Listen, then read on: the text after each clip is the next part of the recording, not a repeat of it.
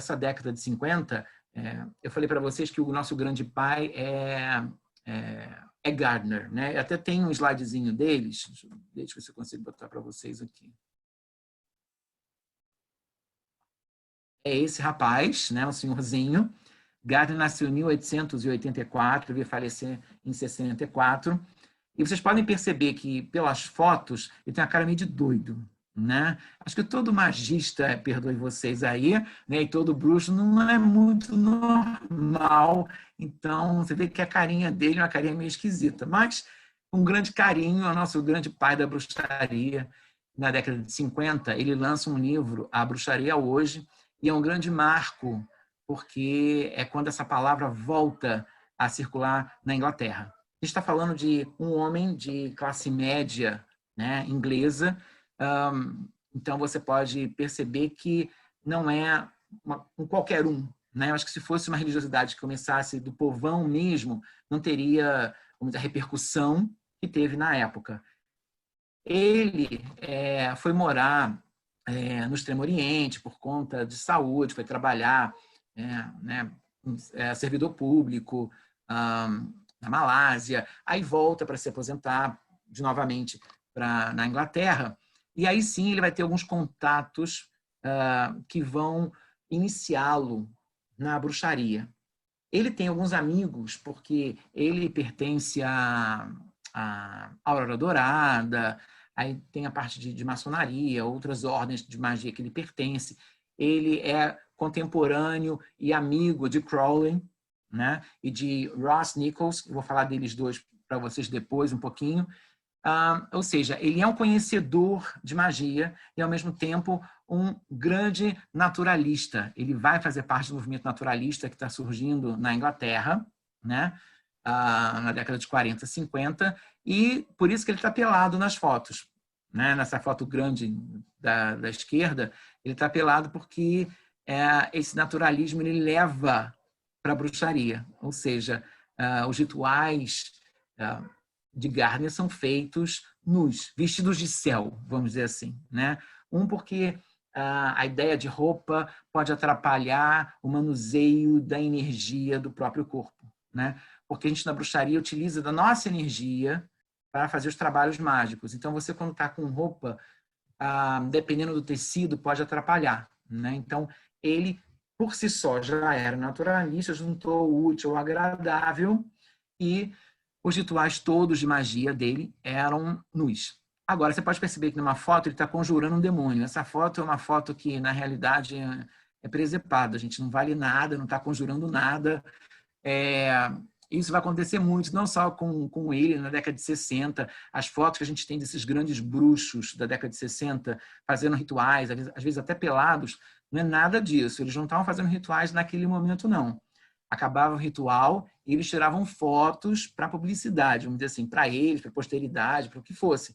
Mas não era o ritual, até porque era proibido e você fotografar um rito ou filmar um rito. Então, o que você está vendo que ele está ali, né, fazendo seu rito nessa foto com o demônio, isso é farsa. E ele cria, na década de 50, porque ele vai ser iniciado num grupo, no New Forest, e ele cria o grupo dele. E nesse grupo dele, ele vai ter a ajuda de algumas pessoas para, vamos dizer, estruturar o que ele vai chamar de bruxaria ou de Wicca. Por que eu falo que ele não está inventando? Porque muito do que a gente tem na bruxaria já existia, já fazia parte da Golden Dawn, já fazia parte de outras ordens herméticas, já fazia parte do próprio cristianismo, já fazia parte do folclore inglês, né? A ideia dos deuses celtas, de nomes celtas dentro da roda do ano, isso tudo já existia. O que ele fez foi realmente pegar um grande caldeirão, juntar um pouquinho de vários conhecimentos e, a partir daí, dizer, isso aqui é o que a gente celebra, é a bruxaria.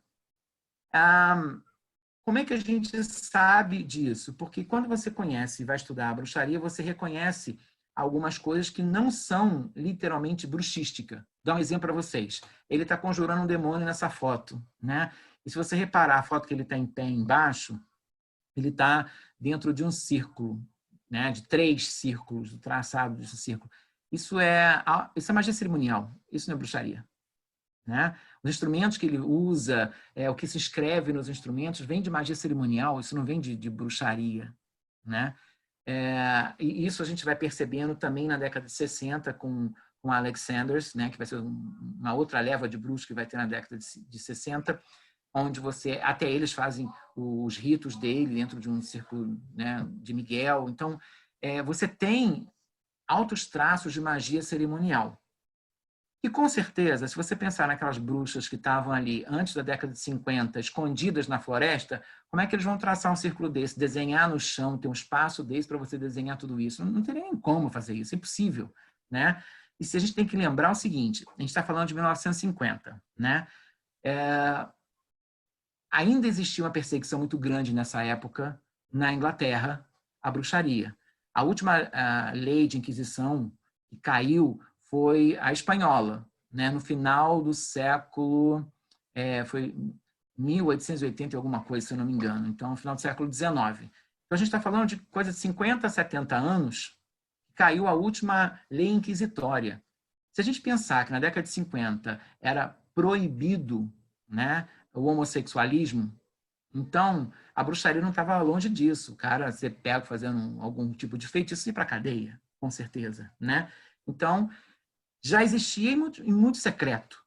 Então, se já existia, era muito secreto, não tinha como você ter esse aparato todo de círculo desenhado no chão, espadas. Como é que você vai sair com isso para uma floresta, para um bosque na Inglaterra para fazer isso? Então, existiam já grupos que já trabalhavam com essa suposta bruxaria, mas não tinham esse modelo de Gardner. Por isso que a gente considera Gardner o pai da bruxaria e não um inventor, porque ele não inventou nada. Já existia aquilo em grupos pequenos espalhados pela Inglaterra, de pessoas que celebravam algum tipo de culto. A gente não tem isso documentado, assim, qual é o culto, como é que era, a gente não tem documentação disso. Né? A gente sabe que existia, até porque ele diz que foi iniciado, vamos acreditar na palavra dele, que ele foi iniciado dentro de um grupo secreto de algumas pessoas que se reuniam para fazer essa tal de bruxaria. Né?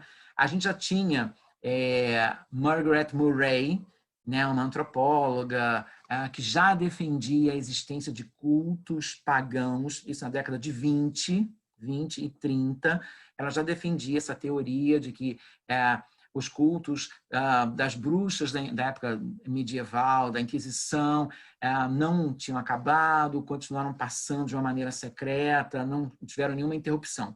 Tem pessoas que não acreditam nisso, ela foi muito criticada na época, porque não teria como não existir uma interrupção. Outros vão e acreditam no que ela falava. Gardner estava ali, você percebe nas escritas, né, de Gardner que tem alguma coisa, ele acredita de alguma forma, tem uma ligação, né, muito do que ele fala, a gente vê nos escritos de Margaret Murray. Então, ele, na realidade, compila muita coisa. Só que ele não faz sozinho.